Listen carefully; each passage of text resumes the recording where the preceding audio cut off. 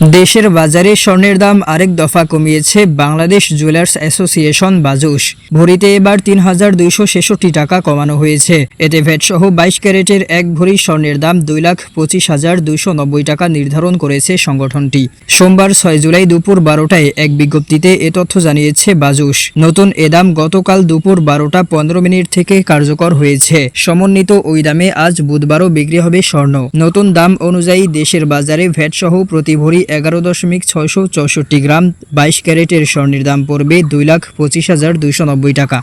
এছাড়া ২১ ক্যারেটের প্রতি ভরি ২,১৫,১৪২ টাকা, ১৮ ক্যারেটের প্রতি ভরি ১,৮৪,৭৫৭ টাকা এবং সনাতন পদ্ধতির প্রতি ভরি স্বর্ণের দাম ১,৫০,৯৩২ টাকা নির্ধারণ করা হয়েছে। এর আগে সবশেষ শুক্রবার ৩ জুলাই ভরিতে ৪,৩৭৪ টাকা বাড়িয়ে ভ্যাটসহ ২২ ক্যারেটের এক ভরি স্বর্ণের দাম ২,২৮,৫৫৬ টাকা নির্ধারণ করেছিল বাজুস। বাজুস জানিয়েছে, স্থানীয় বাজারে তেজাবি স্বর্ণের তথা পিওর গোল্ড এর মূল্য হ্রাস পেয়েছে। ফলে সার্বিক পরিস্থিতি বিবেচনায় ভ্যাটসহ স্বর্ণের নতুন দাম নির্ধারণ করা হয়েছে।